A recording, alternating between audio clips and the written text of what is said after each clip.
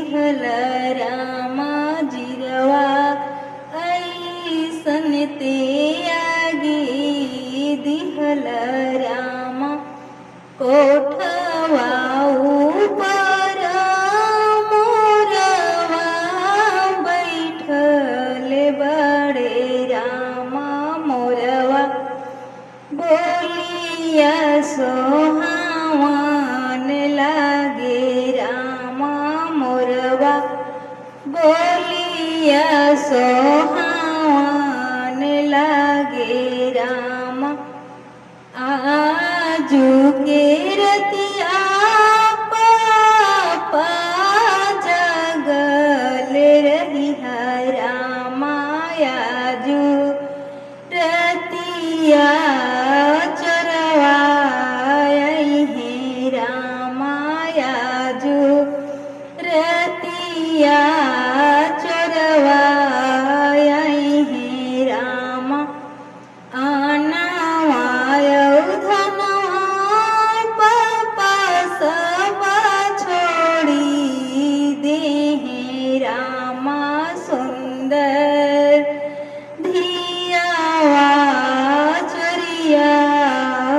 जय हे रामा सुंदर धियावा चोरैले हे रामा आनावाय धनवा बेटी सब लक्ष्मी है रामा सुंदर धियावा पर्वतवा बड़े रामा सुंदर धियावा पर्वतवा बड़े रामा सुंदर धियावा पर्वतवा बड़े रामा एतना बचनिया सोनालन सुंदर बेटी रामा रोवे लगले नयनवा ढारी रामा रोवे लगले नयनवा ढारी रामा काहे लागी पापा दिहल जनमवा रहे पापा धियवा आजू पर्वतवा लागे रामा धियवा आजू पर्वतवा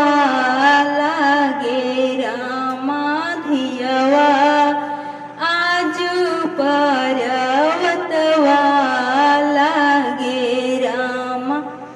लिहते जनमवा पापा जहरवा दिहत रामा कबले हटी जैते पर्वतवा तो हरि रामा कबले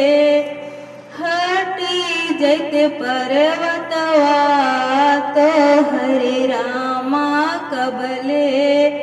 हटी जैते पर्वत